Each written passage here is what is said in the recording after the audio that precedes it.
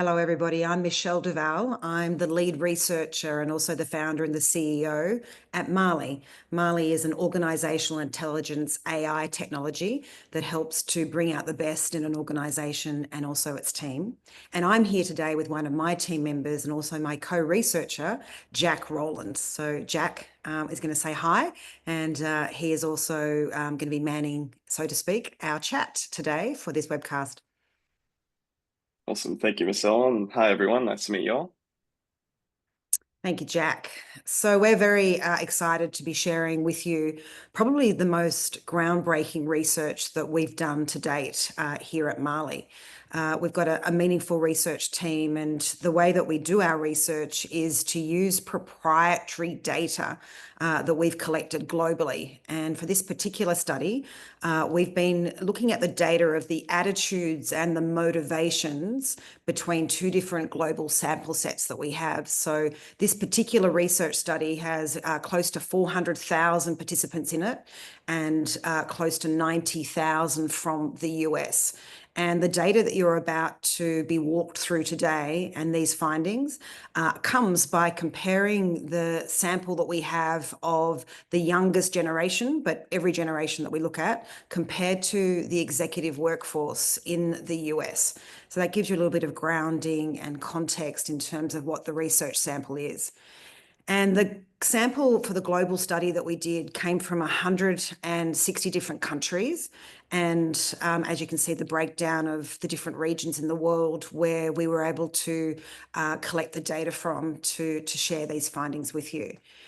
What we're going to look at today is generational, and we're about to pop a little poll for you now that will help you to kind of tell us about you and which generation you are. So you'll see that we're going to mention the silent generation all the way down to Gen Z.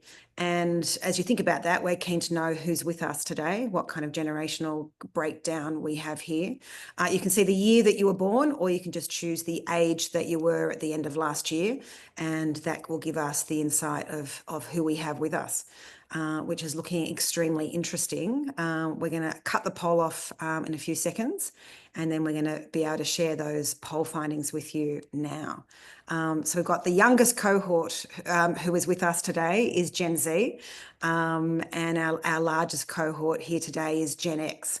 So that's fun as we go through this and you start to think about how this applies to yourself, and really important to the younger generations that you're supporting in the roles that you have. So as we jump into the research, you'll be able to see the breakdown of the sample, and you can see in the US, it's a very normal kind of sample group that we look at in research today. And the first area we're going to look at that has the biggest impact for our HR professionals is how connection and engagement at work is dramatically changing.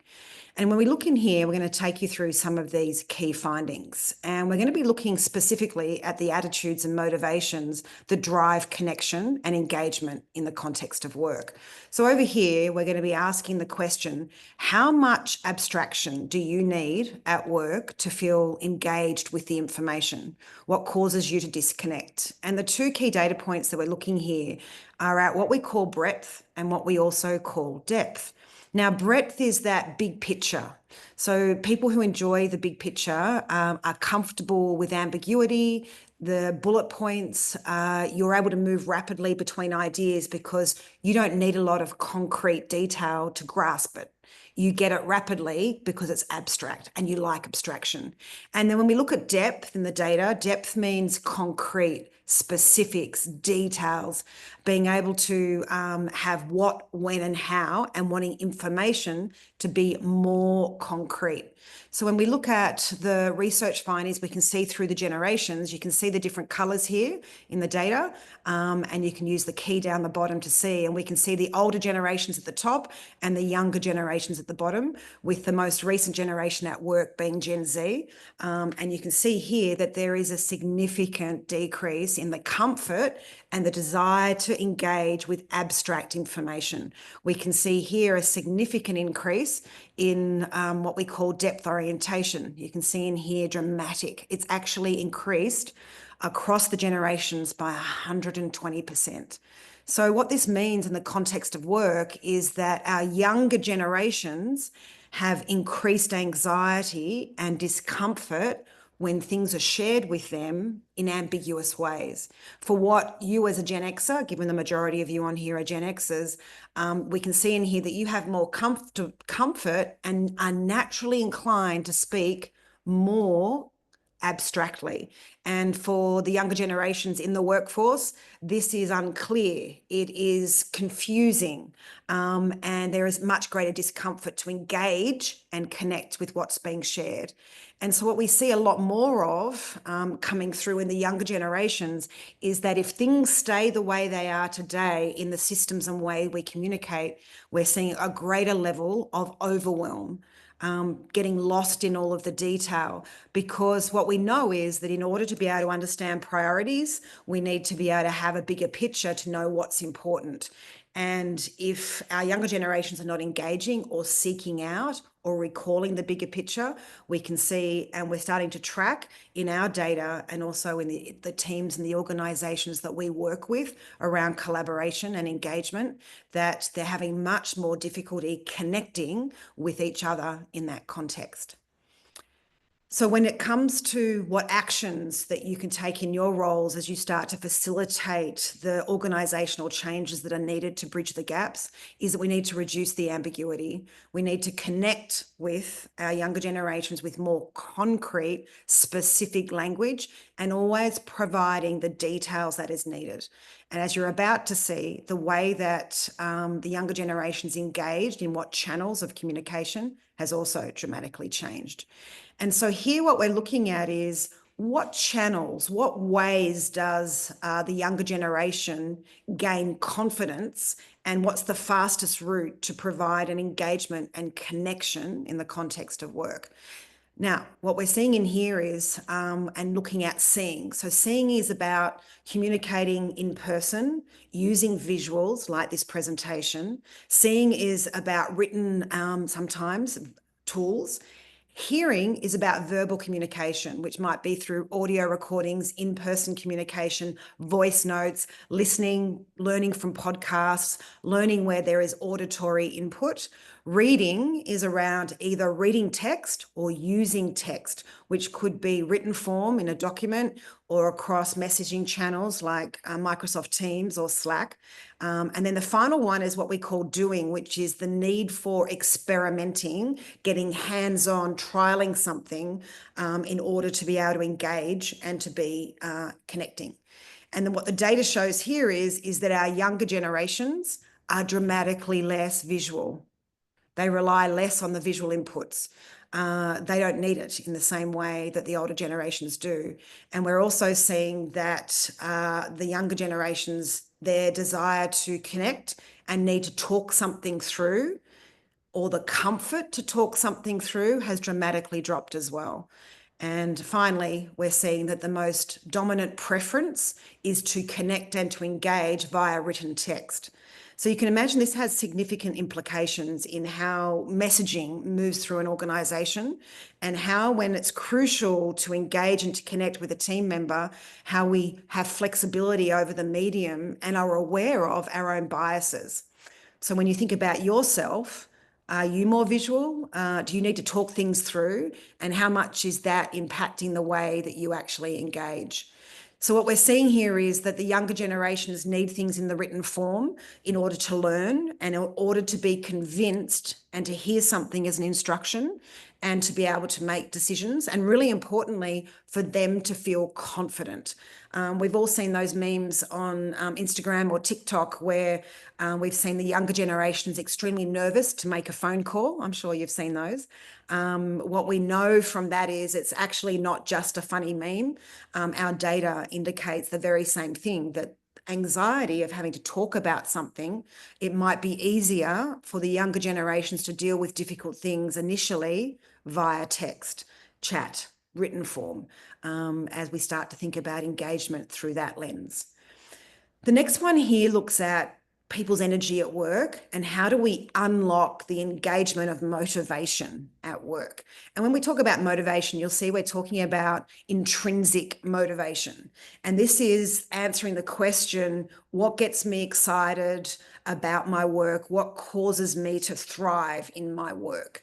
And the two dimensions that we're looking here is at what we call goal orientation. That means having a vision, being aware of goals, working towards targets, and being able to see milestones. And as we can see in the older generations, as you'll see in a moment, it's very much what the workplace has been built around, which is goal orientation. And then away from problems means seeking out, looking for, and wanting to find what are the problems and the issues that we need to solve and move away from. So this is a bias of looking for issues, looking for problems. And the person who's motivated by this gets energy from challenges, gets energy from looking at the risks of things. So in your roles, we'll often see in HR professionals a really strong bias towards away from problems, because it's very much a core part of your role, which is to forward think about the risks. So let's see how that looks like now. Here is that we're seeing a 25% reduction. So we're trending towards, for Millennials and Gen Z, less motivated, less inspired by goals. And we can see that there's a change here around an increasing focus on problems and an increasing focus on challenges. In some of the qualitative data that came out, the younger generations told us that they are nervous about the future, generally with what's happening on the planet, and they are very focused in wanting to solve those problems, and they have less trust in lofty, visionary kind of goals. And what this means in an organizational context is that leaders and organizational comms that only focuses on the lofty, ambitious goals can feel out of step if we're not also talking about the reality of the state of play in the team or in the company or in the macroeconomic environment and the genuine issues that are facing people at work. And so the older generations are going to have a bias towards wanting to, just talk about where we're headed. But the younger generations want to deal with reality a lot more. And so what this means is we need to support them and to motivate them. Definitely still need to have goals. Vision and goals still are important. But if we fail to acknowledge the issues at hand, there's going to be a lack of engagement, and it's not going to be as motivating as it could be if people feel like we're dealing with reality. This next one looks at what we call action level and what we also call the level of proactivity. Are you have low proactivity or are you high on proactivity? And this is a real question about, do you prefer to rapidly act on your ideas, or do you want to pause? Do you want to wait before you take action? Now, in our data of HR professionals, we see a trend very strongly towards reflection and patience. And in some of our senior leaders, we see a trait towards initiation. But when we look at overall the generational data that we're seeing, we can see here a dramatic reduction. Look at that. In what we call initiation. Now, initiation is the speed at which you start something, which could be making a phone call, organizing a meeting, kicking off a project, raising a difficult topic, moving something along. And the distinction about initiation, it actually is taking a step without necessarily knowing what the next steps are, not necessarily having a solid plan. Now, when we look at leadership in general, we'll see initiation is a key trait and a key driver of effective leadership in any size organization. And so as you'll start to see, this is a very concerning trait and trend, that we can see that our younger generations are not comfortable to take a first step unless they know all the following steps. And when it comes to the preference to pause and reflect, we can see this has dramatically increased. So we often hear the younger generations talk about procrastination. We also see this in the data that we've collected. We focus a lot on diversity, and we also focus a lot on neurodiversity. And this is one of the traits we see heavily also in our neurodiverse data and populations. And this is a desire to wait for somebody else to initiate. And so what we see here is procrastination. We see discomfort, and this is a word we use called self-efficacy. Discomfort to trust oneself to figure things out as we go. So we see a greater level of words being used like, I fear I could fail. I don't know the next step. I've never done this before, so I can't take the first step. And so this is having a rapid change on the way younger generations on board and how they move through work. And so what we see here initially, to be able to get momentum, that other people need to initially do the initiating. So rather than putting them and dropping them into a role where other generations would figure it out, drop them in the deep end, let them figure it out, this generation will cause them to have anxiety. Now, I'm sure all of you are across the bigger data. There are some wonderful researchers in the world, and we now know who published this in 2024. We now know that we have the largest level, highest levels of anxiety ever recorded at work. And so as we're starting to look at the environments which you, as the professionals that you are across the organisations, we know highest levels of burnout, lowest levels of productivity, and the highest levels of anxiety. So this is an area in here that this data starts to really deeply reflect that. And so instead of dropping the younger generations in the deep end and then figuring it out as they would have in the past, it actually causes a freeze state, a paralysis state, a procrastinating state, and a loss of confidence. So what we need to do is tell them this is the initiate and give them a deadline to meet. And that's going to help build confidence and clarity about what's required of them. Now, as you see, as we get further through to the strategies, there's strategies to overcome this, but this is about building confidence rapidly. Now, this one looks at what are people most interested in doing in their work and how is this changing? So this is like what functions or what types of tasks at work excite me and motivate me. Now, the biggest changes that you'll see in here is 100% increase on a desire to work with time. So if you look here at this data, you'll be able to see down here, this is the older generations, and look at this dramatic change here. What it means to work with time means working with schedules, things that require chunks and intervals of time. So roles and tasks and functions that are aware of time, using time, consciously working towards time. It also means that this generation, and it seems counterintuitive to some of the things that we see, but that this generation, it's important to be on time, to start on time, to know what the deadline is. And that's why understanding this and using deadlines can become really helpful in helping the younger generations to know what the target is in terms of time. The next one that we're looking at here is an increased focus on tools and technology. So this is this one over here. And you can see down here, unsurprisingly, I guess, the older generations, very low focus. It wasn't important what tools they're using, what processes they're using at work, what technology. But what we can see here is that the younger generations, the tools, the tech, the software that they're using, the processes is super important. And so they're most motivated about working with the latest tools, the latest technologies, the latest innovations. And so being in roles where they're engaging with the tools and the technology is super important to them. And so when we look at talent acquisition and we look at employer branding and attracting the generations that we want, this gives us insight into what will attract and retain those team members.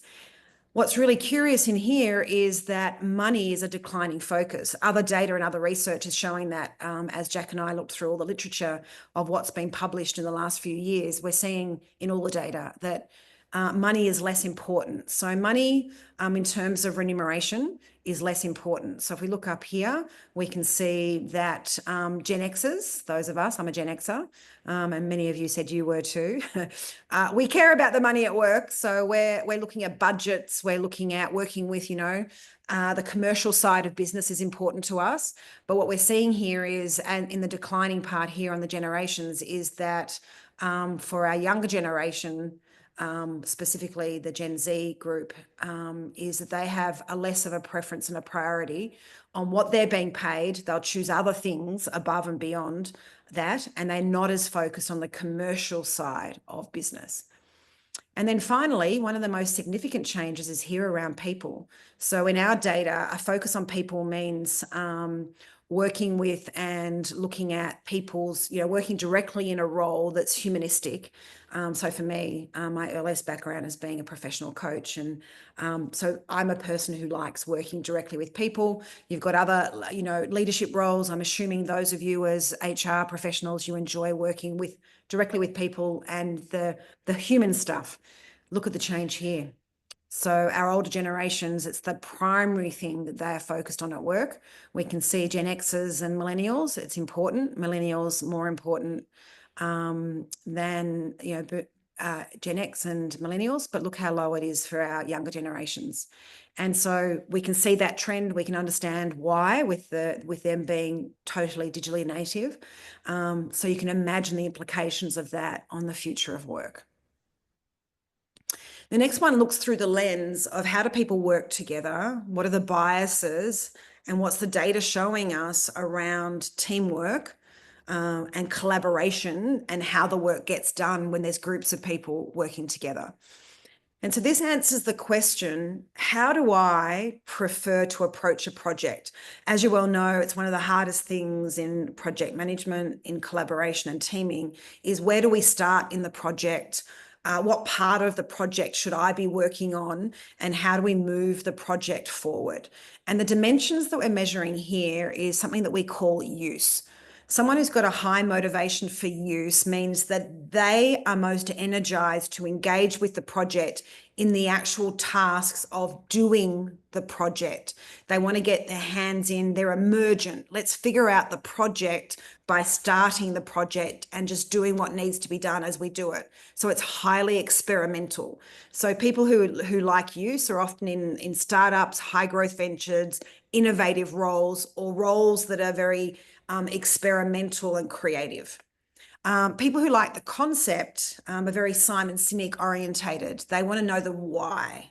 Why are we doing this project? What's the thesis of this project? What's the mental model for this project?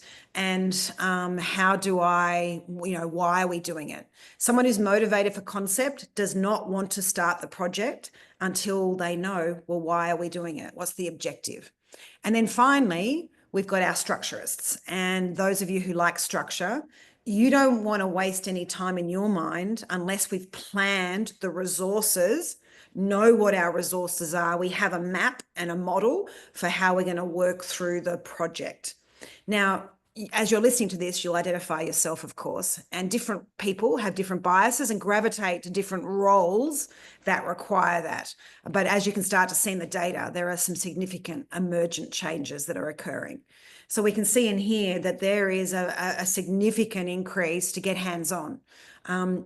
Not wanting to plan, wanting to jump right on in. So this is kind of impulsive, right? This is, let me just add it. Let me just have a go at it. And so what this means is people who are high on use, they can learn rapidly. They apply their learnings rapidly. The best way for them to learn is by doing rather than the theoretical models behind it.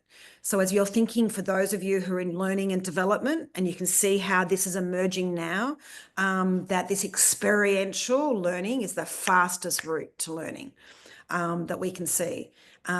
So take note. This is going to be crucial and become even more crucial as you think about the teams that you're engaging with and you're thinking about the strategies that you're rolling out.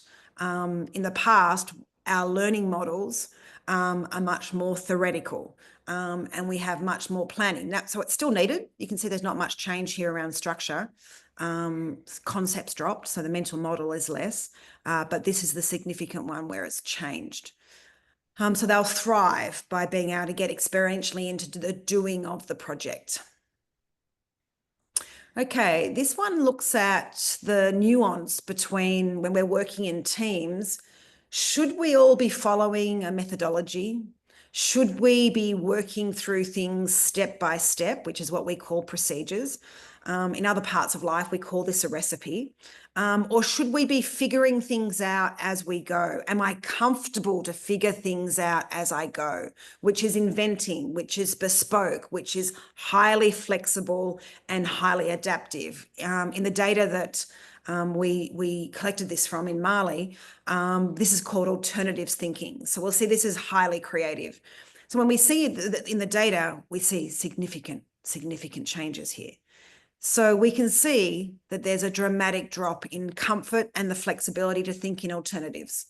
So what this means is that our younger generations are less confident and in many cases not confident at all unless they have the step-by-step procedure. They need to know what's the step and the sequence and what is the order of things to do. And without this, of knowing the sequence, they can experience significant increased anxiety in a cohort that already is prone to anxiety. These are the things that increase the anxiety. So the nuance here is that this generation needs to go and find what's the best practice, where's the YouTube for it, give me a demonstration, tell me what the steps are, and they can be confident to complete the task. But if they're asked or dropped or parachuted into something, again, as we've already seen from the earlier data, it is very hard to be able to figure it out. Not flexible. So we'll see a lot more rigidity in this group. They're like, but best practice says, or you told me to do it this way, or this is how it's done and this other company that I've worked at. And so they won't be as flexible or as adaptable to be able to seek that change. So as you can imagine, as we're looking at change management initiatives or performance management initiatives, being able to map out the method, the steps in the process can help everybody move towards the change and be adaptable, but using a process to achieve the adaptation. Okay, so in a team, who makes the decisions and how we make the decisions is a crucial part of collaboration. And so this looks at who or where should we author the decisions. So in the data, internal reference, what this means is that I have my own criteria. I trust my own values and own criteria, and I can trust my own point of view. External reference is saying that I like to look externally at the data, customer feedback, employee data and feedback and sentiment. And I go to the data or the expert or the mentor, or I prefer my manager to make decisions. It's not for me to author the decisions. So internal is I can author the decisions. External is other data also is the source of truth for decision making. And as you'll see, significant changes. We'll look at this here. Now, often people, since we've been sharing this data, this data, by the way, only came out at the very, very end of last year. And in the cohorts where we've shared the report, there's a comprehensive report on this that we're making available to you as well. This is one of the most alarming findings. Now, people often say to me, well, this is age related, but we actually have data from over 20 years, and we can see that this data is not age correlated. So this is really concerning.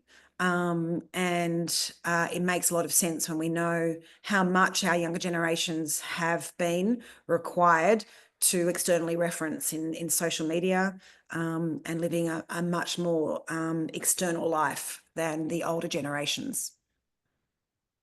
And as we can see here, this bigger increase of looking to external sources. So what this means is that someone who has a low trust in their own point of view, if they're asked to have to author their decision and to communicate their point of view, surprisingly, because it's surprising, that can be very anxiety inducing. And so that's where anonymity in surveys, when we want to really feel out what the sentiment is in a team, these things can be used to help understand what the team is feeling and to help to know what is happening in that kind of a process. So that becomes super important in that process. And it also means providing them with a sounding board, providing them with an environment where they have someone they can bounce their ideas off, they can sense check, that they can get data, that they can have a mentor, they can have an advisor, or they can have a buddy that they're working with on a day-to-day basis. We see extremely decreased engagement for an individual who's younger generation, who's in a role where they don't have any peers that they communicate with, where they're in an individual contributor role. So this is something for us to think about in terms of how do pods get created in the next phase in 2025 and 2026? How will you engage this in work? The next one here looks at performance, and it looks at how we end up engaging in this performance process. So if you think about this in developing your generations, how do you develop? What's the best way, and how much change and variety does somebody want to have in their work? How prone and open are they to learning new things? So the next one here takes a look at this very question. Now in here, we're looking at change, and we're looking at through multiple lenses. The first one is around how motivated am I to work in an environment where I'm doing something revolutionary, where I have a blank canvas and I can just do something new.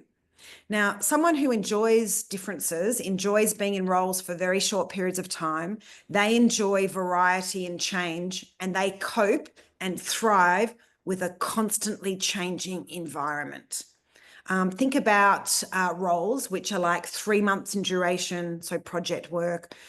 People who are high on difference like to have radical change within 18 months to 3 years. And so you would see them changing their roles every 18 months to 3 years.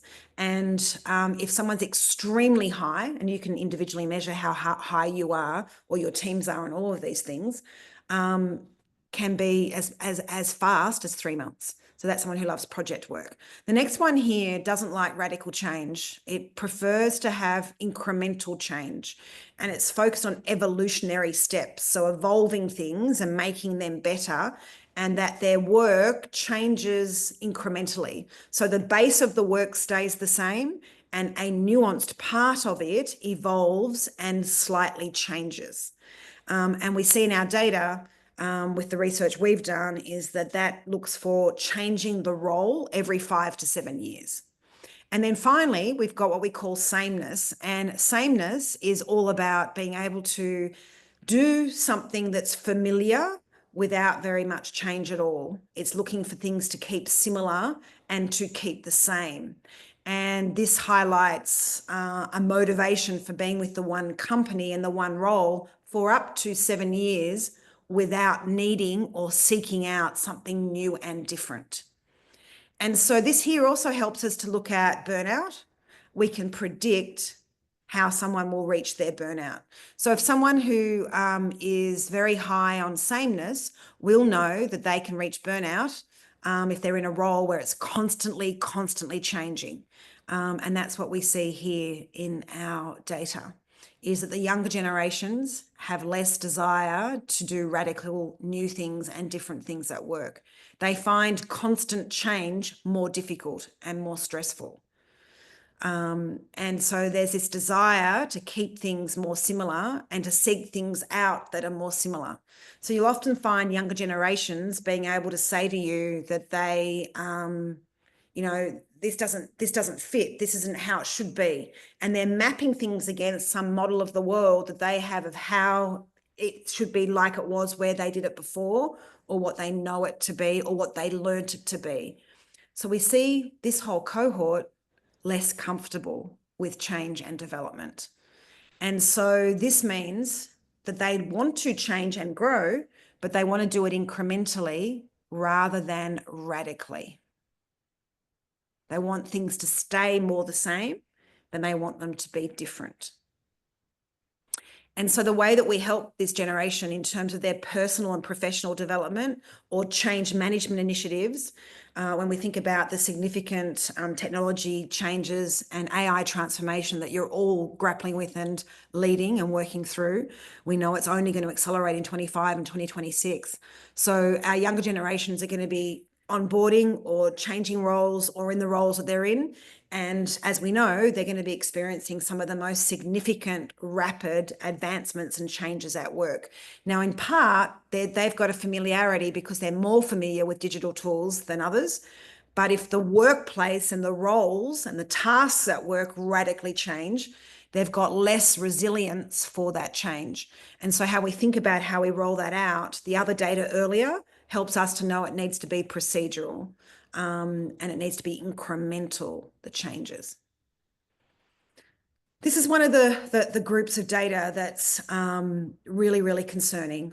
The other pieces fill into this, and this is where you're going to start to see what some researchers, and we're one of them, is talking heavily about, which is the leadership deficit that's forthcoming. We see significant changes. So this asks the question is, what style of leadership brings out the best in me? And this also then speaks to what kind of leader, if at all, do I aspire to be as a leader? And the measurements of the data that we're measuring here is a leader whose style and preference is around achievement, is that we must achieve, we must be competitive, we must be number one in market, or if I'm in a team, I must be number one. And I lead through recognition. So I'm seeking recognition and I want to recognize others in the workplace. And our style of leadership is competitive, achievement orientated, being an example and a role model, and then recognition for those who are the most competitive and who achieve the most. So this is an achievement style of leadership. And then affiliation is around being friends with the people you work with and being liked at work. So an affiliative style of leadership is about being personal at work, not just being at work. It's about friendship. It's about bringing your whole self to work.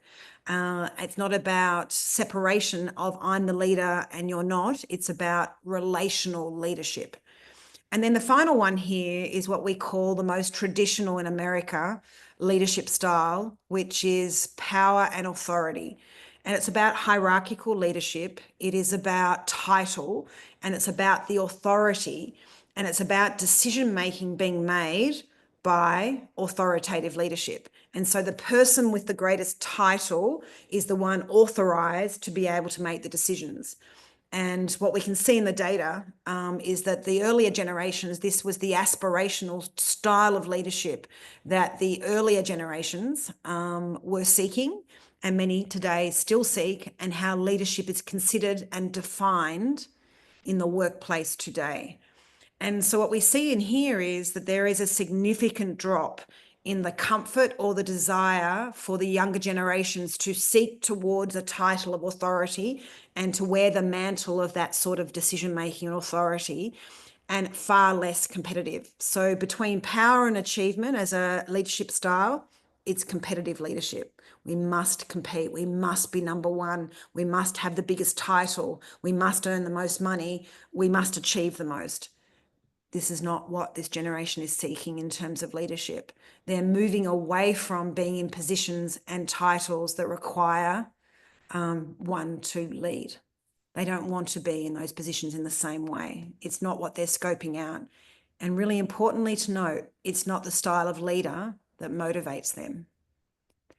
In achievement and power style, we get respect given to us by the achievements or the title. For the younger generations, what they are looking for is they need to feel like they're valued, and that they trust you and they feel a personal connection.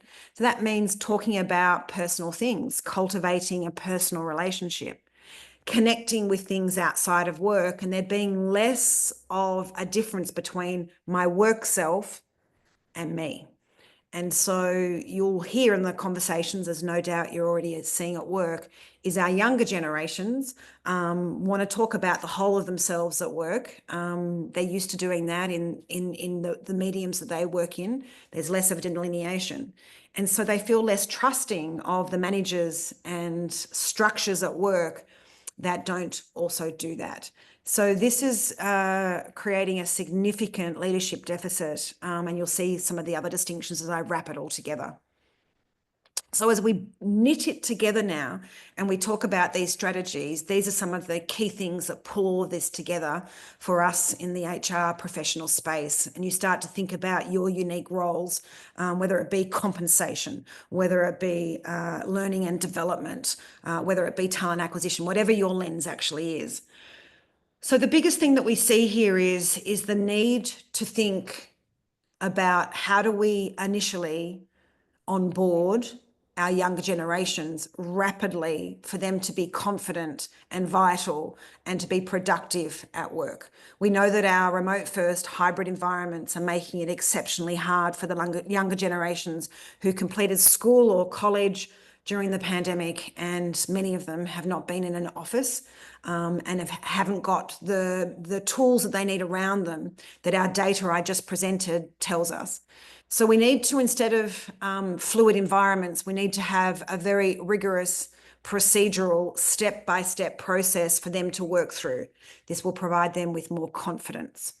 They need to have things written down and concrete. And so particularly in the early days of being, in the first months of being in a role, if you verbally share instructions, a leader and a manager, they're unlikely to be retained, because what we already know is that that generation has more anxiety in verbal environments. So we need to follow it up in Slack, in Teams, in documents, manuals, written forms that helps people to know in digital forms and written digital forms what's next.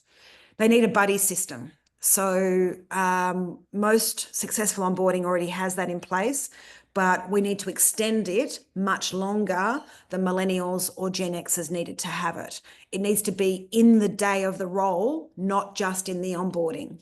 They need to have someone that they are engaging with and can chat back via text as needed, real time, to be able to bounce things off, to validate their thinking, and to get constant input from. And that's what we call feedback. So they need a leader, a manager, a mentor, or a coach that they can get feedback to know that they're on track, that the work that they're doing is right for the role and right for the organization. And then we need to be able to see that they need to know who in the organization or the team that they can go to for expert opinion, and what tools is appropriate in the organization to externally use, and what access do they have those tools. Depending on your organization, as we know, some websites are looped off. We know these younger generations value Reddit, LinkedIn, and other places where they can go and find the sentiment in the world on different topics. And so letting them know what is useful and what they're allowed to use in those tools is exceptionally important for this onboarding into the organization, and then the onboarding and sustainability once inside that role. The next part is preparing for this forthcoming leadership deficit. We've got this year, next year, and we can see that the older Gen Z are already in roles of leadership and will start forthcoming dramatically into those roles of leadership. So in 2025 and 2026, the number one thing as we are thinking about the HR scope of work is to be able to get on the board across the leadership of your organization, is how we're going to rapidly complete the process that the younger generations used to go through at university, which develops what is needed for them to, one, desire and to shape the new world of leadership, but two, that they've got the cognitive biases and the traits that we've just measured, which you can all measure in yourselves as well, that they can develop those rapidly. All of this data that we've presented to you is movable, is flexible. It's not personality. It's not something that's fixed. It has the capacity to shift and to evolve with the right environment to facilitate and to foster it. And I think this is probably the most important part of the roles that we will all play together in the next decade, and it needs to start this year. And so, as we've already seen, strategic thinking, which is that big picture thinking, is dramatically reducing. The leadership trait of comfort to initiate, start things, drive things forward, and to take the first step is reduced. Having a point of view and trusting oneself and ease with having an opinion and a point of view and making decisions, which is a crucial part of leadership, as it has been in the past, is decreased. And the younger generations are not wanting to take those responsibility. They're not motivated for them. So these are on the decline. And so this means that we need to build in the systems and the processes, as we've already decided in the onboarding, so that people get confident. Dropping in the deep end, our customers have experimented with that, and I'm sure you have as well. It's not often successful. So onboarding needs to be more structured, procedural, hand-holding. But in order for the future of work to thrive and to engage with the forthcoming collaboration between AI and people at work, the augmentation, we really need to help our younger generations get more comfort with. And you need to be supporting them with a workplace that facilitates critical thinking, strategic thinking, helping them to feel more comfortable to have divergent ideas in the room, that having different points of view is safe, that staying familiar is not the path forward, and that they can start to, learn to hear their voices. And so we need programs, we need Gen Xers and millennial leaders to start fostering that, make it safe to experiment and to incrementally, bit by bit, rather than radical programs, to help them to witness their voices, have a point of view, have careful but supportive debate, to be able to bring those languages and styles of working back into the workforce for them, and for them to feel okay and for them to be motivated by it. And it's absolutely possible to do this if we start this now. Now, in earlier generations, this happened at university. And as many of you are well aware, university has radically changed since 2015 and 2016. So in the last decade, university has changed, and our younger students aren't having that kind of discourse that would normally happen at college and the university process. So organisations have to accept we need to take that on board, and we do it now in the workplace and build programs for that. And so that brings us to change management, that as we bring these initiatives in, we need to identify that we've talked today about cohorts of generations. No one is the same. You'll have in your generation an overarching generational bias, but each person is an individual. And in there are people who are leaders. There are people who are comfortable to initiate and to speak up. So we need to find them, we need to foster them, and we need them to be the role models to the rest of the generation. And we need to invest in them so they become the high potentials, they become the emerging leaders, and then they can help to be the voices that shape. The next one is to create radical change. So whether that be around incremental technological change versus a radical one and done. We need to provide deadlines and the risks, given that these generations need a deadline. We need to, in any change process, make sure those are communicated and clear. We need to use the written comms. Don't rely on verbal. If you're wondering why you have a great meeting and some of the younger generation don't implement following it, it's because the verbal environment is less familiar, they're less confident and could be anxious. And so we need to write it down. And then we need to give for any change, step 1, step 2, step 3, much more than we've ever had to before. And the final one, wrapping it all together in terms of strategies, is around company communications. So we need to make sure that we give a vision, but we also include the risks if we don't achieve these things.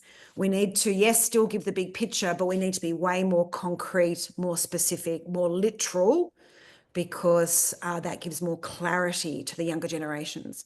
We need to follow up any in-person meetings or presentations with written comms, could be in Slack or Teams, but something written. and where possible to focus on that incremental change so that we don't burn out the younger generation with too much radical change.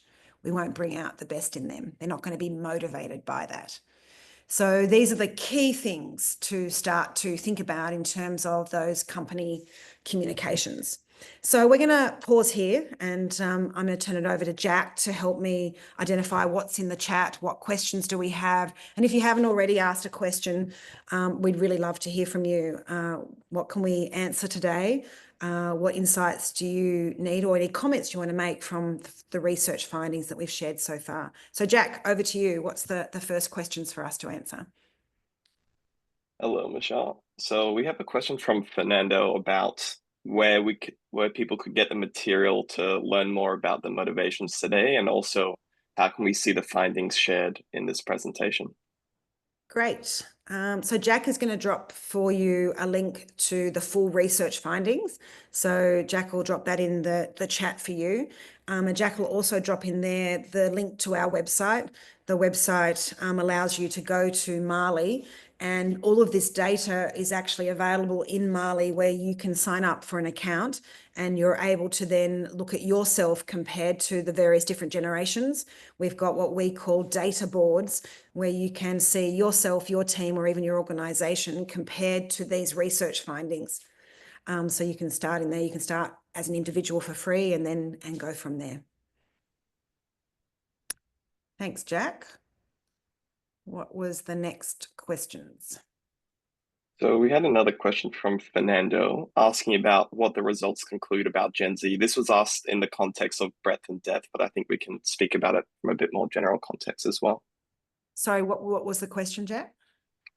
Just what these results conclude about Gen Z. So overarchingly, the Gen Z is a really empathetic, relational group of people, meaning that they want to belong at work, they value personal relationships at work, and that they value collaboration through externally referencing and seeking out the opinions of others. It means that they are most confident in roles in places where they have clarity around what the expectations of them are, whether that be in literal concrete terms or whether it be in the step-by-step terms. It means that Gen Z overall are not motivated by being in roles where they need to author and make decisions, or whether they need to initiate tasks and actions. So they're less comfortable in ambiguity. They're less comfortable in the overarching sense of the bigger picture. And so they're a much more concrete, specific, literal generation. And they thrive and feel confident when they know what those expectations are of them. Compared to other generations who thrive with creativity, Gen Xers, Millennials, thrive with newness, thrive with inventing things and figuring things out as they go. This generation is radically different. They thrive in different ways, and they will, over time, with our support, be able to have more flexibility, have more adaptability. But we know that this generation has suffered some of the challenges that all at once, from the pandemic, from the way university education has changed, and how they were onboarded to digital native tools very young, and it has influenced the way that they think and the way that they move. And so it's possible to shift and to change these things and to have more flexibility, but very different generation. We have another question from Danielle, which is asking, how do you support leaders to build awareness to help younger generations build motivations for leadership? Yeah, I think the biggest one here is that the younger generations love to learn. We saw that in their data, they're really high on use. So rather than theoretical concepts or theoretical models, it's about experiential learning. And so it's about incrementally helping them to step incrementally into new experiences and trying them on and discovering the confidence from them. So it's putting them into simulations or experiences where they are set up to be most likely successful, so incrementally. I kind of think about it from a coaching lens or change management lens as exposure therapy. If you're familiar with exposure therapy, it allows you to incrementally desensitize yourself to something that feels uncomfortable and to build confidence incrementally. And I think the biggest way that we can support our younger generations building confidence for leadership is to first trust themselves, to first hear their internal voice, and to start to make small, okay if it fails decisions by trusting themselves and incrementally increasing the risk factors that are involved with those until they're really energized and comfortable with big decisions and authoring those first in their own life, then in their role, and then in leading other people. The thing we have with this generation is we're going to have some of the most inclusive, compassionate, thoughtful leaders in the future. And I think that's the most exciting thing about this generation. So Jack, thank you for those questions, and thank you everybody for joining today and being so engaged and engaging with the data. You're welcome to jump into our site and immerse yourself in that data and other data that we have on performance and bringing out the X factors in your team.